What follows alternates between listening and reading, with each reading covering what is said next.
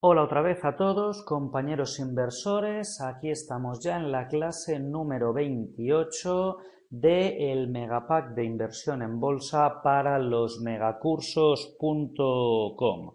Recordamos que en estas últimas clases una sección que va sobre la selección de inversiones, en la cual hemos hablado ya de rentabilidad, del riesgo, de los distintos tipos de riesgo, de los distintos factores que afectan al riesgo. En esta clase hablaremos sobre asignación de activos o acciones y políticas de inversión, también basándonos en todos estos conceptos que ya hemos estudiado.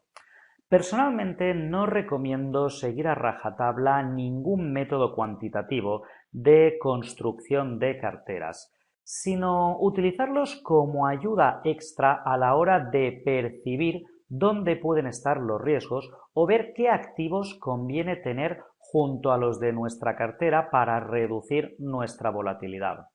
Al menos en el entorno actual en el que construiremos la cartera. Elegir la mejor cartera de Markowitz es tan erróneo como construir una cartera al azar o mirar solo qué activos lo han hecho mejor en el pasado. Ninguno de los dos extremos es, sinceramente, aconsejable.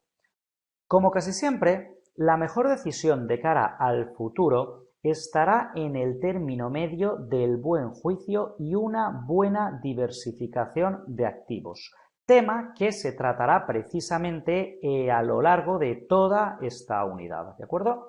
Recordar que el objetivo de un modelo es abstraerse de la realidad hasta un nivel tal que nos permita obtener conclusiones útiles a partir del análisis de sus conclusiones e implicaciones, y de este modo pues no dejarnos llevar por rumores ni por nada por el estilo, simplemente números y datos objetivos.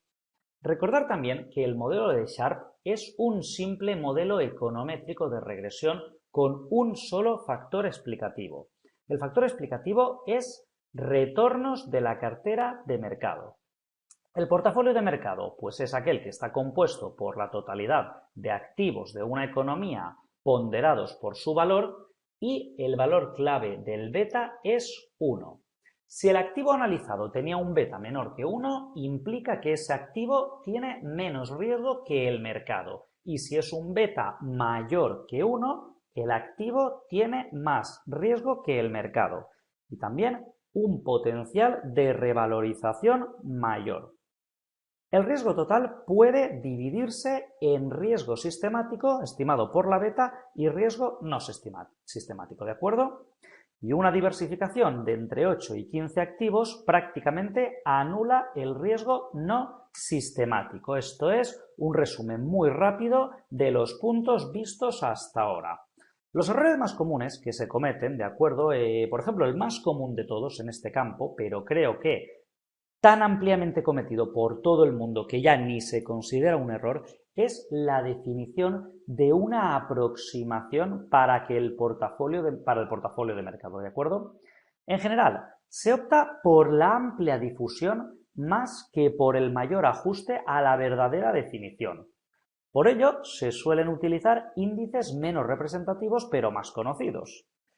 Otro error muy común: confiar ciegamente en las implicaciones de un modelo de mercado, ya sea simple como el de Sharpe o más complicado, que los hay muchísimos. Considerar que el mismo market portfolio para cualquier tipo de inversión es igual de válido. O no comprender las limitaciones de los modelos CAMP. O peor aún, utilizar las implicaciones de los CAMP sin comprender sus bases, ¿de acuerdo? Los objetivos a conseguir en esta unidad, aquello que nos hemos marcado como meta, es distinguir principalmente entre la inversión con gestión activa y con gestión pasiva. Vamos también a tratar de seleccionar inversiones y carteras en base a su estrategia de inversión. Vamos a definir lo que es un asset allocation adecuado para un inversor con preferencias específicas. Vamos a diseñar sistemas de inversión activos y pasivos. Vamos a establecer políticas de inversión para un patrimonio. vamos a analizarnos a nosotros mismos o incluso a un cliente, si se da el caso, con el fin de averiguar objetivos de inversión. Y vamos a aprender a definir nuestro perfil de riesgo y saber distinguir entre perfiles de riesgo de un tipo o de otro tipo, ¿de acuerdo? Bien, decir que en esta unidad lo que se estudiará en detalle es el proceso de distribución o asignación, ¿de acuerdo? Así como una serie de epígrafes muy relacionados con este amplio campo de gestión de carteras o patrimonios, ¿vale? Estoy hablando precisamente del Asset Allocation. Aquí tenemos su definición, ¿de acuerdo? Lo que está claro es que para poder hacer cualquier cosa, antes de nada, hay que saber qué es lo que se quiere hacer, cuál es el objetivo de la actividad, acción, etcétera, con el fin de enfocar y diseñar todo el esfuerzo en la dirección adecuada y no proceder de forma errática y nada eficiente. Las políticas de inversión y el asset allocation tienen que ver con esta afirmación, ¿de acuerdo? Así pues, empezaremos por ver algunas técnicas de selección de activos y su gestión activa frente a la pasiva. Más adelante, pues ya se comentará esta definición que tenemos en pantalla con ejemplos, ¿de acuerdo? Y con casos concretos. Veremos también qué es la política de inversión, cómo se define y con qué fin. Y bueno, finalmente se comentará el seguimiento del asset allocation. Piense que todo pues parece un poco efímero, ¿vale? Pero a medida que nos vayamos introduciendo en la lectura de esta unidad o en escucharla, en estudiarla, iréis comprendiendo su importancia, su utilidad e iréis interiorizando diversos sistemas de trabajos alternativos que posteriormente podremos ofrecer a nosotros, a los nuestros, a nuestros clientes, a nuestros familiares, etcétera. ¿De acuerdo? Bueno, en la tarea de asignar activos y definir las políticas de inversión, una de las claves es obviamente el horizonte temporal al que va destinada la inversión. Si pues el plazo previsto para la inversión marcará de manera importante dicho proceso. No tienen ni la misma relevancia ni la misma duración temporal las decisiones que se toman según sea el objetivo temporal de inversión de una cartera. Entonces, por ejemplo, el Asset Allocation, que aquí vemos, es el proceso de decidir cómo distribuir la riqueza de un inversor entre las diferentes clases de activos financieros, ¿de acuerdo? A la hora de tomar dicha decisión, hay que tener en cuenta durante cuánto tiempo se va a mantener dicha decisión.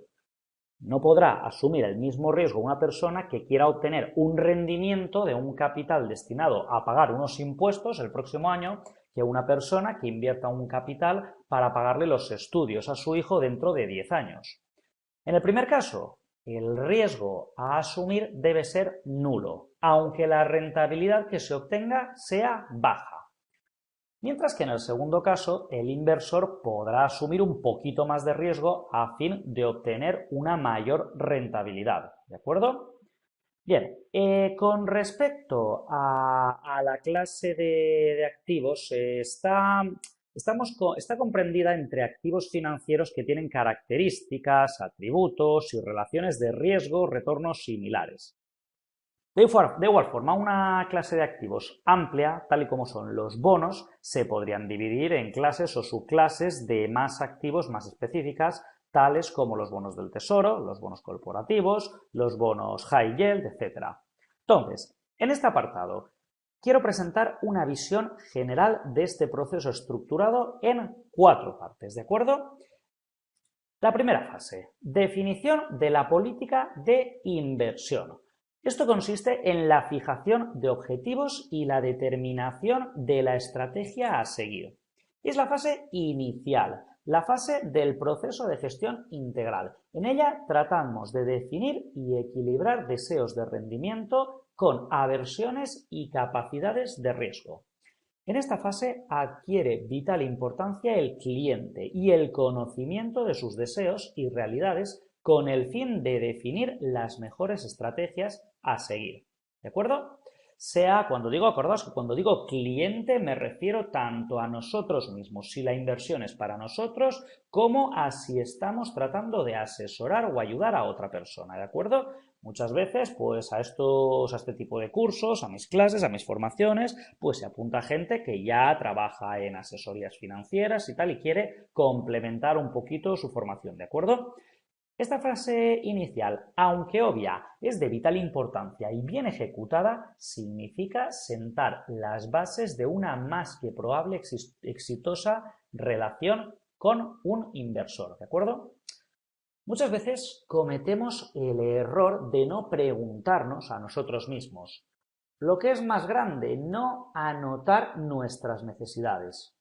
En la mayoría de casos porque ya tenemos en mente el producto estrella en el que queremos entrar, porque así lo hemos escuchado en la publicidad o a nuestros amigos o donde sea.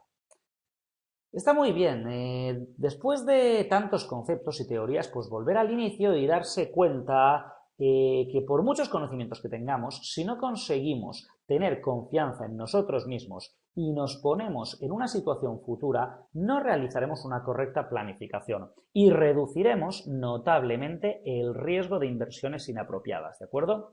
Por tanto, esta fase es para mí la más importante, ¿de acuerdo? La más vital de todas.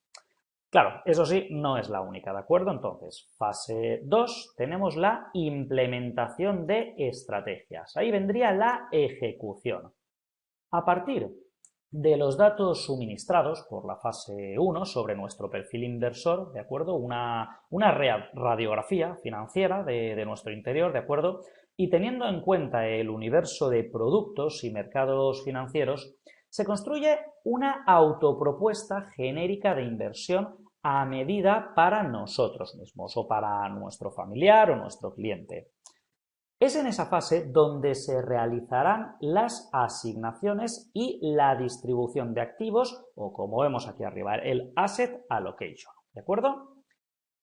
A continuación, la monitorización, ¿de acuerdo? El seguimiento de la asignación, ¿vale? Tenemos que realizar diferentes controles de las desviaciones frente a posibles cambios, no tan solo en las condiciones macro y micro que afecten a los activos seleccionados, sino también en las condiciones particulares nuestras, ¿de acuerdo?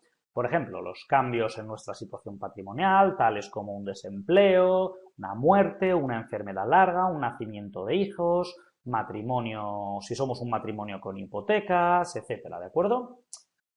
Y la última, la cuarta fase, la evaluación de los resultados. Es la fase de evaluación de la gestión que hemos realizado. O, en otras palabras, el argumento por el cual debemos estar dispuestos a realizar una segunda inversión según nos ha salido la primera o nos ha salido la primera gestión de nuestro patrimonio. Aquí mediremos la validez de las estrategias adoptadas, ¿de acuerdo? La cartera genérica o la cartera base, las tácticas realizadas, ¿de acuerdo? Y también valoraremos la gestión propia de forma global en cuanto a la calidad y a la consistencia de la misma, ¿de acuerdo? Entonces, nuestra clase va a consistir en la explicación detallada con ejemplos y con ejercicios de estas 4 fases que os acabo de describir. Dentro de cada una de estas fases actúan distintos tipos de profesionales implicados en el proceso de gestión que hacen uso de técnicas muy diversas de gestión, pues desde tests para captar clientes del inversor del perfil inversor hasta software de asset allocation, pasando por equipos de análisis fundamental, de análisis técnico, equipos encargados de modelizar relaciones estadísticas y econométricas más o menos estables entre activos y mercados financieros, o todo ello sin olvidarnos de que existen también especialistas en temas fiscales, los estructuradores de productos sintéticos que crean exposiciones donde antes no las habían y los operadores de mercado que son los encargados de ejecutar las órdenes de compra y de venta en los mercados financieros, y que por tanto definirán en última instancia el rendimiento de la inversión realizada.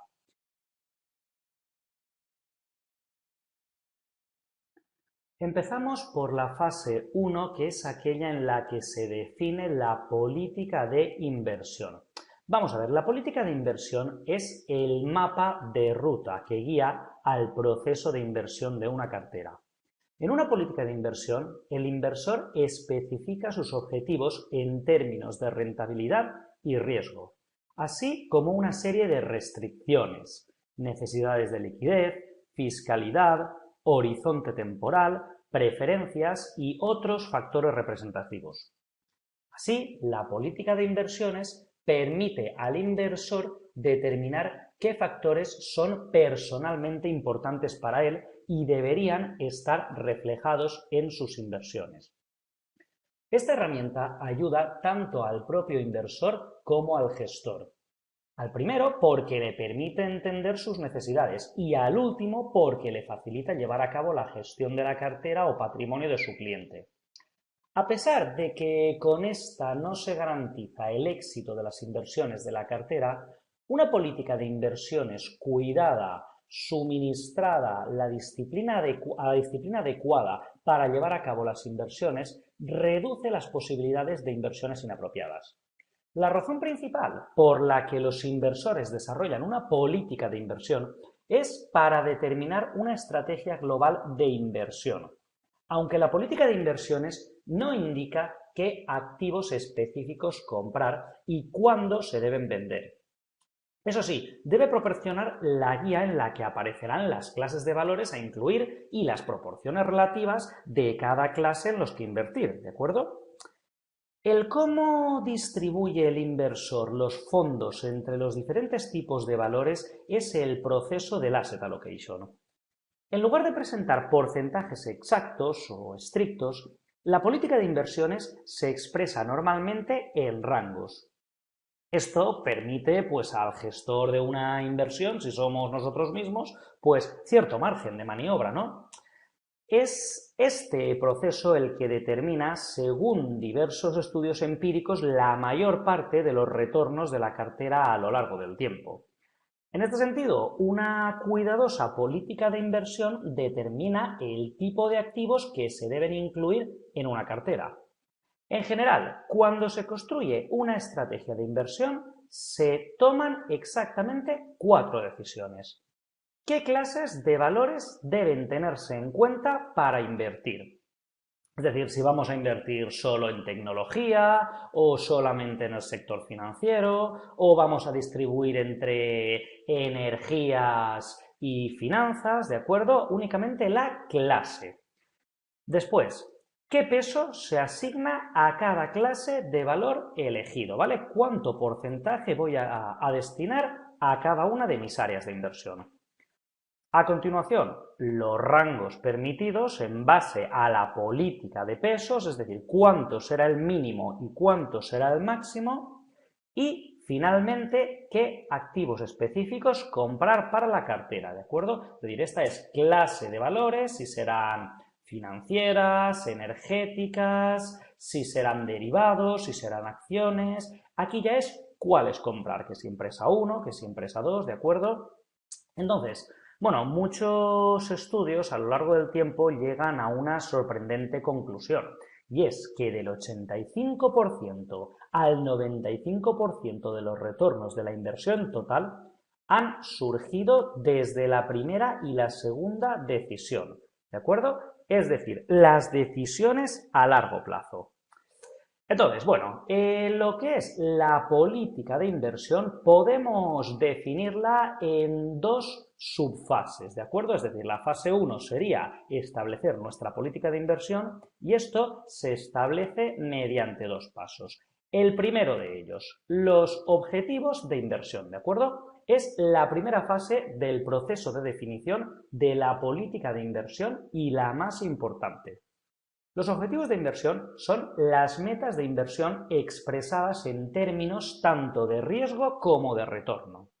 La relación entre el riesgo y los retornos requiere que las metas no se expresen solamente en términos de retorno, obviamente.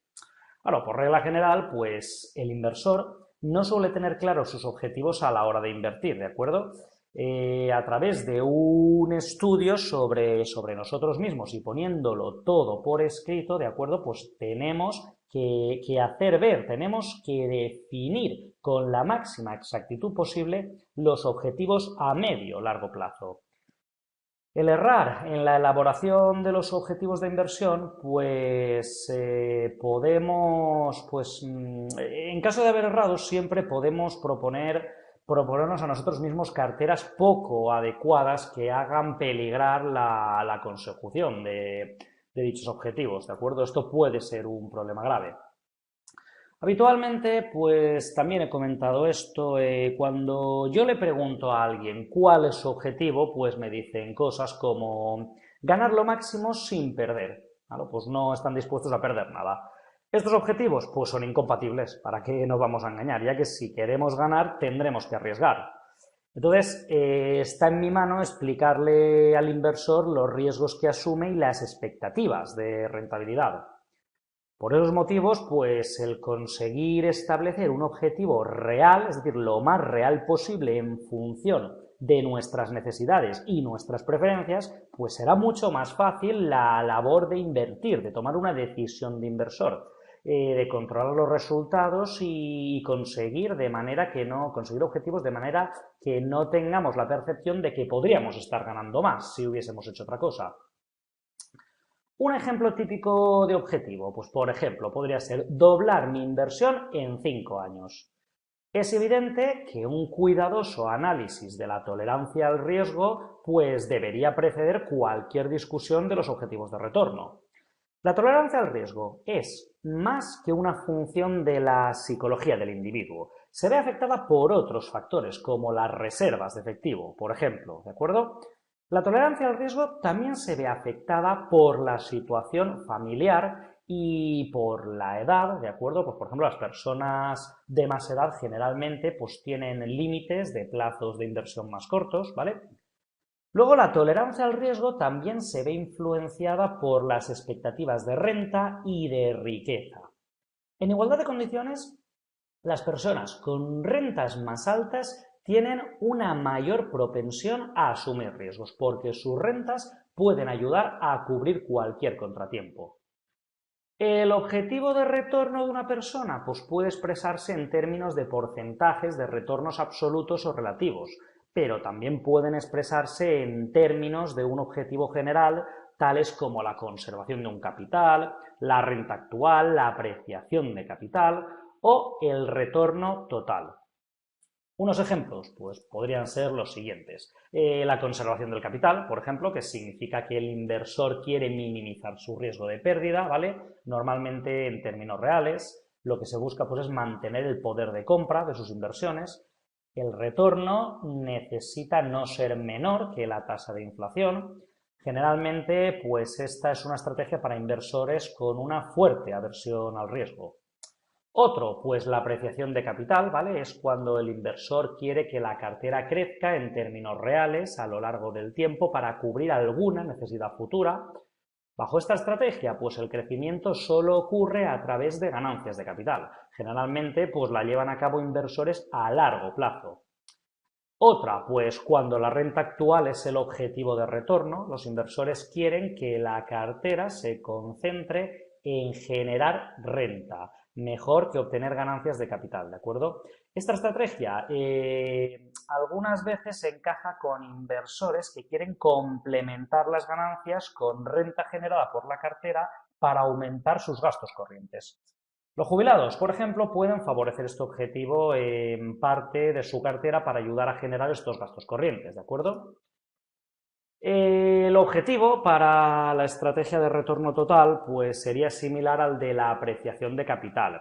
A saber, las inversiones, los inversores quieren que la cartera crezca a lo largo del tiempo para alcanzar una necesidad futura. La estrategia de retorno total pues busca incrementar el valor de la cartera tanto con las ganancias de capital y reinvirtiendo la renta actual. La exposición al riesgo pues recae entre aquel de la renta actual y las estrategias de operación de capital, ¿de acuerdo?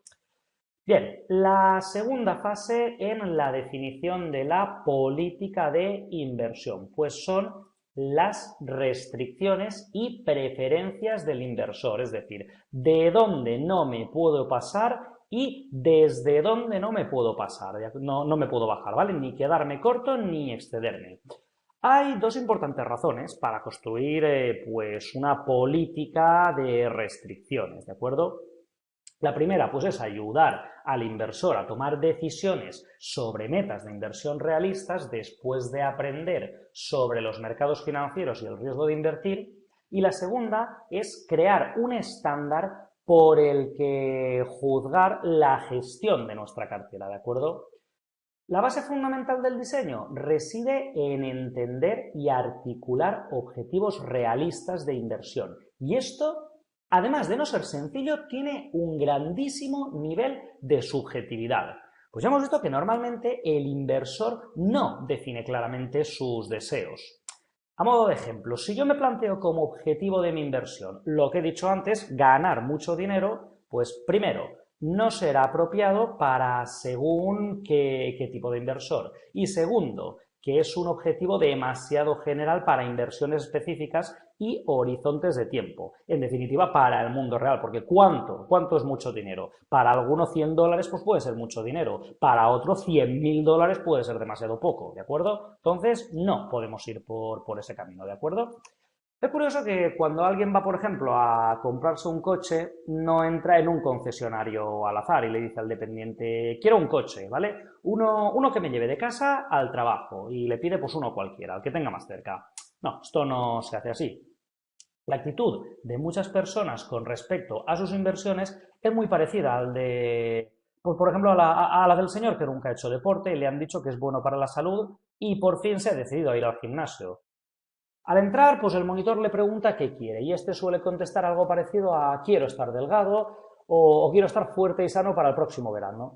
Cuando el monitor le pregunta qué deporte quiere practicar, la respuesta es no sé, deporte, pues uno cualquiera. Cuando un inversor que se acerca a un asesor, la frase tipo quiero ganar mucho dinero, doblar mis ahorros para las próximas navidades, el asesor le pregunta qué tipo de activos va a querer en su cartera y qué riesgo desea asumir. Y la contestación, yo riesgo no quiero ninguna. Y activos, pues no sé, cualquiera que me haga rico. Y es muy curioso cómo el cliente que busca un coche sabe exactamente el modelo que quiere, con el motor específico y hasta el color. Y sin embargo, aún se le exige al asesor financiero que se comporte pues, como un mago creador de dinero. El trabajo de asesorar en este campo pues no solo es difícil en sí mismo, sino que tiene añadido además el obstáculo de una mentalidad aún no preparada para las complejidades y la riqueza del mundo financiero.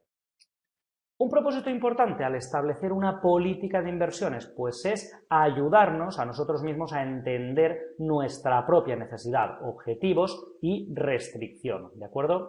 De este modo, la primera fase del proceso de definición de la política de inversiones nos ayuda a especificar una meta realista y llegar a estar más informados sobre el riesgo y los costes de inversión. Pues yo me familiarizo con los riesgos de inversión y de ese modo sé que existe una fuerte relación positiva entre el riesgo y el retorno. Claro, toda esta labor pues se desarrolla principalmente pues, a través de diálogos, de escuchar la radio, de ver las noticias. Y bueno, existen también formularios para determinar cuál es nuestro perfil, es decir, encuestas, test y este tipo de cosas.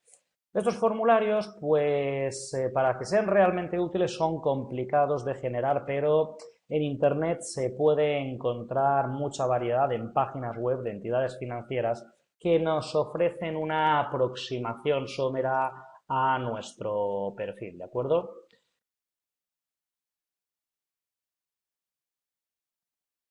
Una política de inversiones apropiada debería dar una respuesta satisfactoria a las siguientes cuestiones. En primer lugar, ¿se ha diseñado cuidadosamente la política para cumplir las necesidades y objetivos específicos de su inversor? ¿Es la política escrita tan clara y explicativa como para que un extraño competente la pueda gestionar? Es decir, podríamos utilizar esta política, es tan clara y explicativa como para que cualquiera la entienda, como para que esté al alcance de cualquiera, porque claro, la política tiene que ser sencilla, si la estamos complicando demasiado, pues lo mismo es que no lo estamos haciendo bien, ¿de acuerdo? Los objetivos, las restricciones tienen que estar muy claros y muy bien explicados. Después, ¿habría sido el inversor capaz de seguir en las políticas definidas durante la experiencia de los mercados de capitales en los pasados, pues no sé, 50 o 70 años? Esto quiere decir, entiende el inversor completamente los riesgos de inversión, lo que puede pasar, lo que ha pasado en años anteriores y podría repetirse otra vez, y la necesidad de una aproximación disciplinada al proceso de inversión. Después, ¿hemos sido capaces o seremos capaces de mantener la política de inversión que acabamos de crear durante el siguiente periodo? ¿O solamente nos ha ido bien hasta ahora por casualidad? Y por último, ¿alcanzará dicha política los objetivos? ¿Llegaremos a donde queremos llegar? En resumen, la construcción de una política de inversiones es principalmente responsabilidad del inversor. Este es un proceso por el que los inversores, que somos nosotros, articulan sus necesidades y metas reales y se familiarizan con los mercados financieros y riesgos de inversión. Sin esta información, repito, los inversores no podrán saber sus necesidades y con lo cual sus inversiones jamás serán satisfactorias.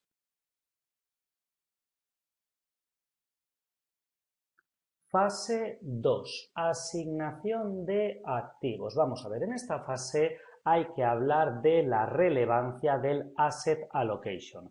Vamos a ver, según los defensores de la gestión activa, el proceso de crear una cartera óptima de activos que cumpla con los requisitos de inversión establecidos no acaba con la formulación de una política de distribución de los activos de la cartera. Es decir, no concluye con determinar cómo distribuir la inversión entre los distintos tipos de activos. Por ejemplo, 10% en activos monetarios, 50% en renta fija y 40% en bolsa, ¿vale? En renta variable.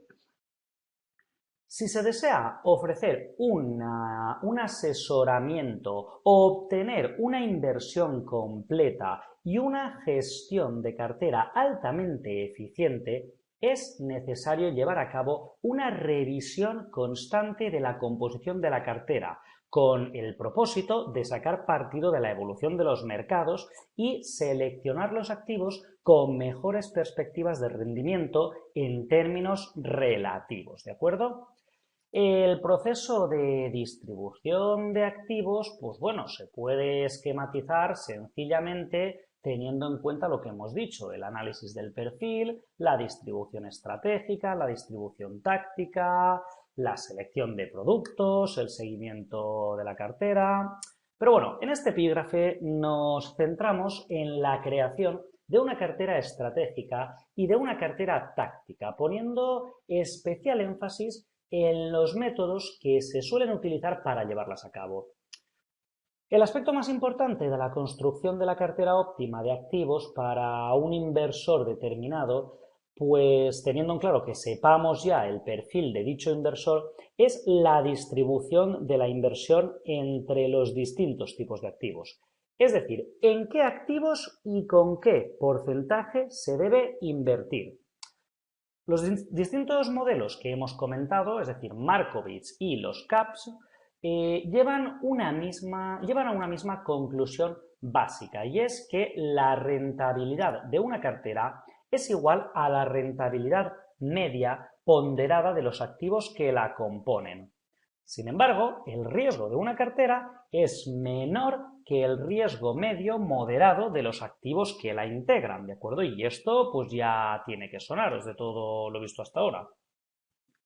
La cuestión es que estudios posteriores Pues han demostrado que un elevado porcentaje del éxito de una inversión en el medio y largo plazo depende principalmente de una correcta distribución de activos. Hasta el 95% de los rendimientos de la cartera depende de esta, mientras que los otros factores, como la selección de los activos dentro de las clases genéricas, cuenta con menos del 10%. Aquí, este ejemplo que os muestro, este dibujito, bueno, es un gráfico proporcionado por Morgan Stanley, ¿de acuerdo? Donde podemos ver que la distribución de la industria de los fondos, que precisamente lo que hacen es esto, distribuir la liquidez, distribuir su capital entre distintos tipos de activos, ¿vale? Va decreciendo en función de lo que es la renta variable nacional o internacional, ¿vale? Aquí tenéis marcados los porcentajes en función del tipo de renta y la rentabilidad media calculada por categoría, por la del mejor fondo de todos y la rentabilidad media, de acuerdo, de la distribución recomendada. Supongamos, por ejemplo, que tenemos un primer inversor, ¿vale? Llamémosle inversor estándar, que invierte en los fondos que ofrecen una rentabilidad media en cada categoría en el momento de la inversión. La proporción en la que este inversor distribuye los fondos es la misma que existe en la industria de fondos en ese momento. Luego, un segundo inversor, al que vamos a llamar inversor mago, invierte precisamente en los fondos que ofrecerán a 5 años la máxima rentabilidad. La proporción en la que distribuye los fondos es la misma que existe en la industria de fondos en ese momento también. Y luego, en último lugar, tenemos a un inversor, a un tercer inversor, al que llamaremos inversor formado. Este inversor invierte en los fondos que ofrecen una rentabilidad media en cada categoría, pero en la proporción indicada según sus estudios o según su asesor. Bien, con unos cálculos muy sencillos, ¿vale? Simplemente a base de sacar promedios, podemos observar que el inversor formado, que distribuye la inversión no en función del peso de la industria de fondos, sino en función de lo que sus estudios o su asesor indican, que a su vez se estiman en base al potencial de revalorización, ¿vale? Obtendría una rentabilidad muy superior a los inversores primero y segundo.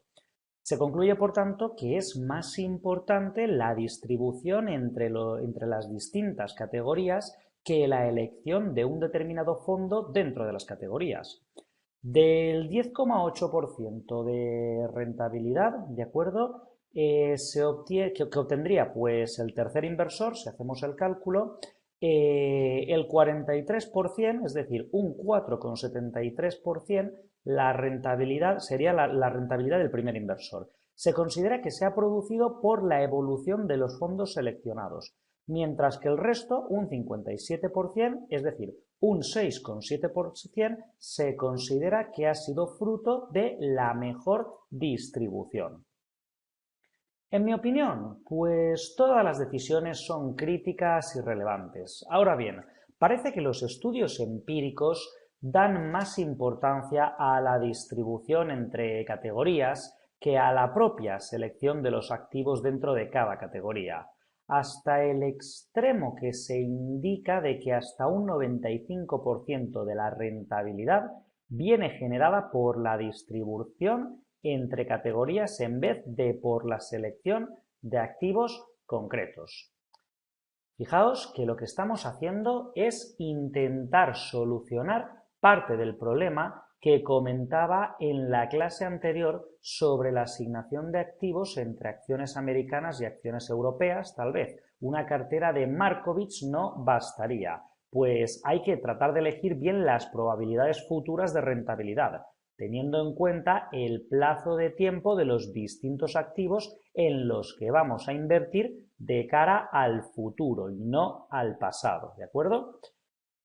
Hay que tener en cuenta también que este estudio, pues estos estudios que aquí se comentan, se han realizado hace varios años. Además, tomando datos de los 5 años anteriores, estamos hablando, pues quizás de principios de los 2000, finales de los 90, ¿de acuerdo? En esos momentos empezaba a despegar la industria de los fondos que hasta hace muy poco se centraba mucho en los altos tipos de interés que había. Un inversor medio que ha ido evolucionando, pues ha ido demandando también cada vez más productos y mejor gestiones y más sofisticadas. Es importante una correcta distribución de activos, pero cada vez más importante la selección de los productos.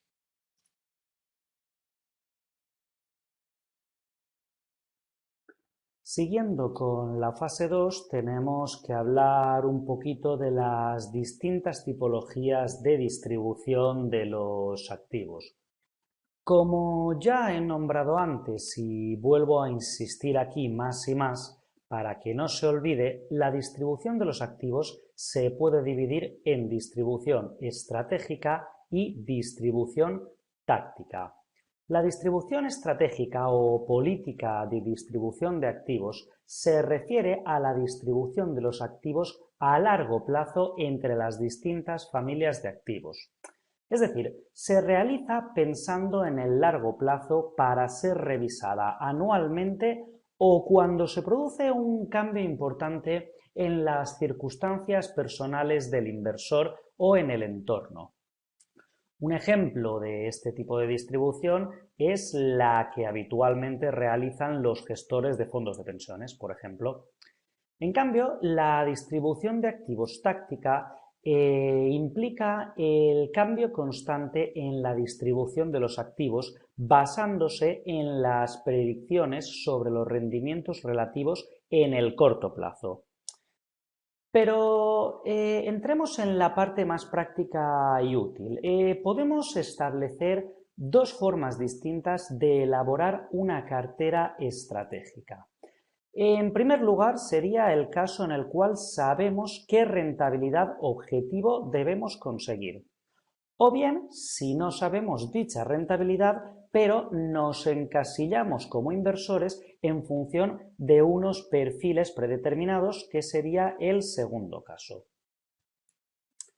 Estudiando cada caso por separado, pues en el primer caso, a la hora de establecer una cartera estratégica, debemos tener presentes las posibles rentabilidades esperadas que nos proporcionan los activos en los que vamos a invertir.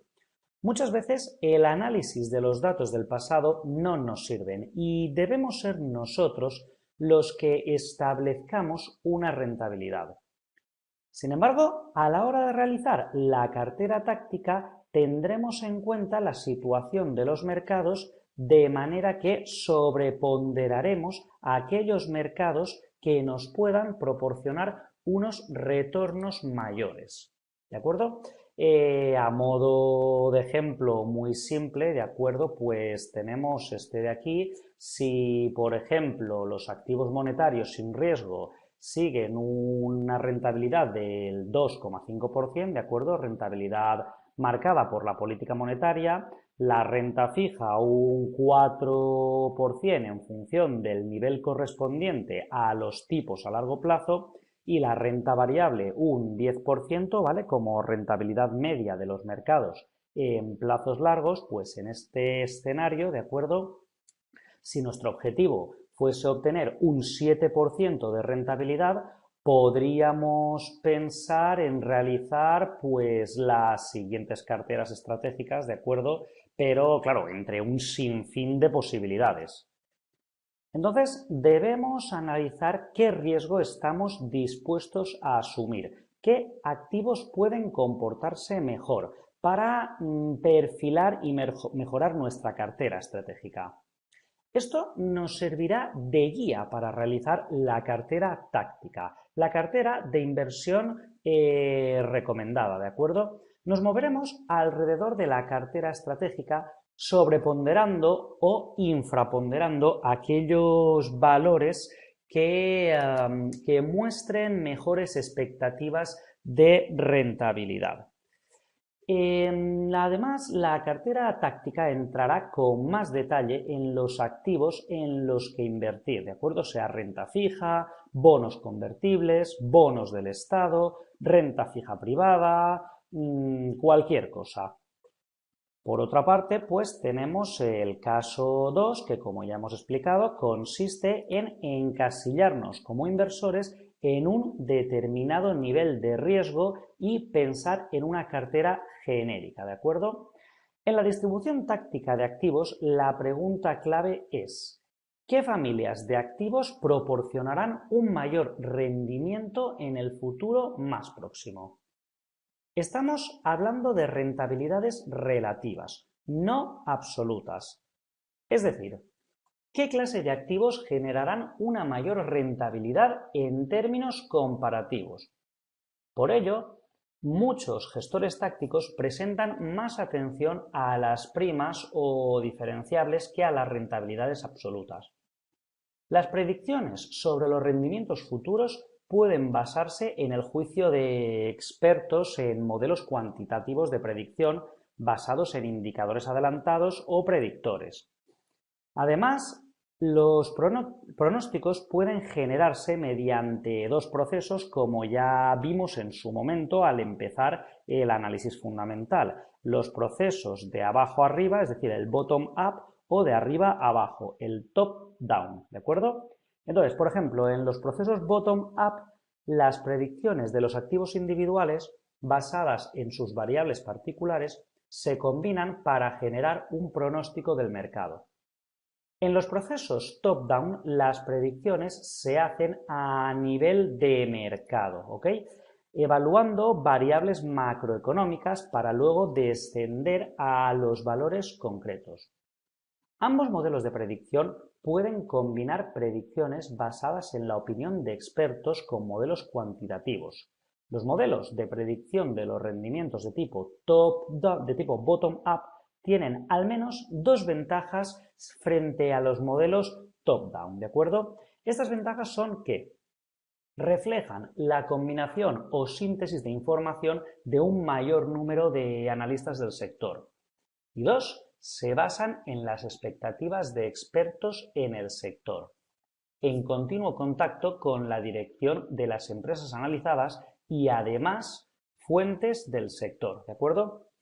A su vez, las ventajas del top-down, que desde luego también las tiene, serían: requieren menos mantenimiento y menos datos, es decir, menos inputs, y aseguran una mayor consistencia en las predicciones, al realizarlas bajo unos determinados supuestos macroeconómicos. ¿Ok? Bien, en esta fase, por último, pues unas pequeñas consideraciones sobre el perfil de riesgo. Como hemos comentado anteriormente, el aspecto más complejo en este proceso de inversión financiera es la correcta definición de nuestro perfil de riesgo como inversores. Esto se debe al gran componente psicológico que lleva implícita la consideración del riesgo. Por ejemplo, pues la pérdida principal, la volatilidad, la pérdida de poder adquisitivo, no alcanzar la rentabilidad esperada, no llegar a nuestros objetivos financieros. Además, bueno, pues existen multiplicidad, de acuerdo, de variables más o menos medibles que afectan de forma distinta a nuestro perfil inversor. Algunas de ellas pues serían la experiencia previa en mercados financieros, el horizonte temporal, la importancia del objetivo que se desea alcanzar, porque por ejemplo no es lo mismo el ahorro para la primera vivienda o la jubilación que para algo de lo que se podría prescindir, ¿de acuerdo? Resulta, por tanto, fundamental que a la hora de identificar nuestro perfil trabajemos en todas estas líneas de análisis, retándonos a nosotros mismos como inversores cuando tengamos dudas de cuál es nuestro perfil real y explicándonos claramente qué factores afectarían a la determinación de nuestro perfil, ¿de acuerdo? El perfil inversor, llamémosle estratégico, pues permite una amplia variedad de matices, ¿de acuerdo? Cualquier gestor patrimonial debe de alguna manera pronunciarse si le hacemos esta pregunta. En este sentido, cuando trabajamos en un cuestionario, ¿de acuerdo?, de un perfil de riesgo, vemos que dentro de cada perfil genérico pues hay un rango de fluctuación que es lo que realmente pretendemos recoger. Y por último, pues decir que la consideración de un perfil agresivo táctico con un rango de fluctuación muy amplio nos va a permitir hacer frente a inversiones más agresivas cuya tolerancia al riesgo, considerado desde una perspectiva más psicológica, permite establecer cambios algo más importantes en nuestras carteras. Se trata de considerar siempre un doble riesgo: el derivado de la volatilidad de la propia distribución de los activos o empresas y el que añade unas decisiones un poquito más dinámicas. Los inversores conservador y moderado, ¿de acuerdo?, lo serán tanto por el peso de renta variable de su cartera como por el riesgo. Y esto, tanto en la cartera estratégica como en la táctica, coincidirá. Por nuestra parte, un inversor agresivo, si es que estamos en ese perfil, pues debe encontrar en los ajustes sobre los escenarios naturales de un nuevo componente de riesgo futuro, precisamente de carteras tácticas más dinámicas, ¿de acuerdo? Una particularidad que tenemos los inversores es que a posteriori siempre nos solemos preguntar el por qué no hemos conseguido en nuestra cartera la misma rentabilidad que la mejor cartera para ese mismo periodo. Es decir, en un mercado alcista, una cartera conservadora nunca obtendrá la rentabilidad de una cartera agresiva, altamente expuesta a riesgo de mercado. Sin embargo, los que no queríamos perder, pues nos cuesta entender que al no asumir riesgo no hemos podido beneficiarnos de una subida en bolsa. Generalmente, pues muchos optamos por cambiar de la forma de invertir con la esperanza de que alguna vez pues podamos conseguir una utopía de grandes rentabilidades sin asumir riesgo, cosa que, como ya estamos aprendiendo, pues no existe. Entonces, una vez hemos establecido pues la distribución de activos estratégica, llega el momento de analizar la situación actual y buscar una cartera táctica. Sobre un escenario neutral o una cartera estratégica, siempre buscaremos el sobreponderar o infraponderar los activos que veamos con mejor o peor comportamiento relativo respectivamente. Hay que tener en cuenta que una cartera de un inversor tendrá que tener un peso mayor en nuestra zona. Es decir, por ejemplo, un inversor europeo tendrá que tener más peso en activos europeos y un poquito menos en americanos y asiáticos, mientras que un inversor de Latinoamérica, pues todo lo contrario, tendrá que tener el máximo peso en Latinoamérica y en Estados Unidos, ¿de acuerdo? Además de esto, descompondremos pues cada uno de los bloques de activos, ¿vale? Y en cada tipo de renta, pues separaremos por tipo de emisor: deuda pública, corporate, high yield, emergentes, etcétera, ¿de acuerdo? Lo mismo en renta variable, y entraremos con más detalle en los tipos de compañía que compondrán cada una de las carteras, ¿de acuerdo?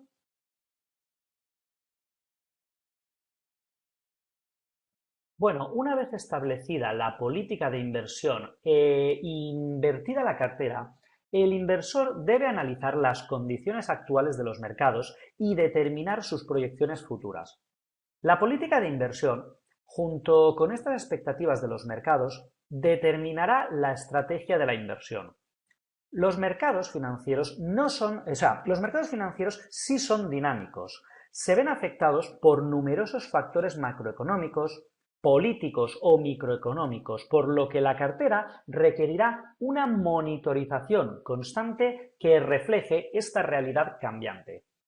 A diferencia del posicionamiento estratégico que está determinado en la política de inversiones, una gestión más táctica ajustará el conjunto de la cartera de manera continua con objeto de tomar ventaja de las condiciones cambiantes de los mercados financieros.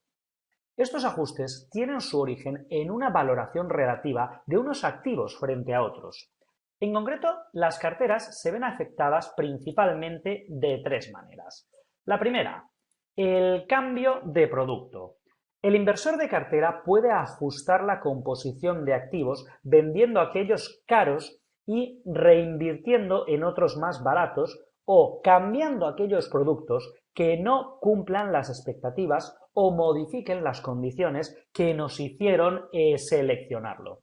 Por ejemplo, la marcha de un gestor de un fondo, tal vez si hemos decidido invertir en un fondo y este fondo cambia de gestor, pues eso haría que el producto cambiara, o el cambio del director general de la empresa de la cual hemos comprado acciones, a lo mejor ya no nos interesa el rumbo, la dirección que va a tomar esta empresa, porque a lo mejor el nuevo director general o la nueva junta directiva pues decide a lo mejor, no sé, eliminar el dividendo. Prefiere eliminar el dividendo para hacer crecer la empresa, pero nosotros preferimos la entrada continua de cash flow. Pues este podría ser un buen ejemplo, ¿de acuerdo? Más, pues quizás un cambio sectorial, ¿de acuerdo? Cambiando el énfasis de la cartera sin cambiar el porcentaje invertido en cada clase de activo, cambiando, por ejemplo, la duración en el sector de renta fija o ajustando el estilo de la cartera de renta variable, ¿de acuerdo? Y por último, pues un cambio en la distribución de activos. Es decir, el inversor puede cambiar un activo en concreto por otro que parezca ofrecer un mejor valor. Bien, existen una serie de factores que sugieren la modificación de la cartera. Concretamente, estos pueden dividirse en tres tipos de factores. En primer lugar, están los factores, ¿de acuerdo?, que afectan al inversor, los que le afectan directamente. Por ejemplo, pues tendríamos dentro de este epígrafe, tendríamos pues los cambios en su riqueza.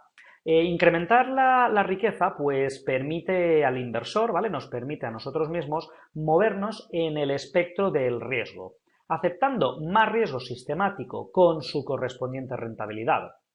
En realidad, a menudo los inversores se comportan de manera contradictoria en este sentido, ya lo comprobaréis con el tiempo. Después podríamos nombrar también los cambios en el horizonte temporal. El tiempo es una de las certezas de la vida, que avanza inexorablemente en el género humano y sus instituciones. La edad de los individuos y los fondos de pensiones van venciendo. Es por ello que los activos de renta fija se convierten en inversiones más convenientes cuando esto va ocurriendo, ¿de acuerdo? Ocasionalmente, pues los horizontes de tiempo cambian abruptamente. Cuando el último beneficiario de una renta muere y el residuo pasa a los que quedan, pues la política, así como la cartera, debería ajustarse correctamente.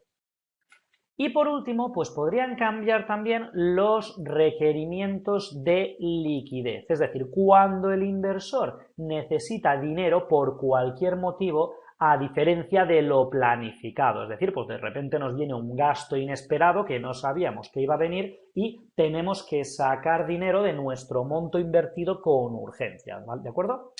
Bien, podríamos nombrar ya quizás a una escala un poco más pequeña, pues quizás la fiscalidad y las regulaciones, aunque los impuestos son otra de las certezas de la vida, lo que es incierto es la forma que tendrán el próximo año, ¿de acuerdo?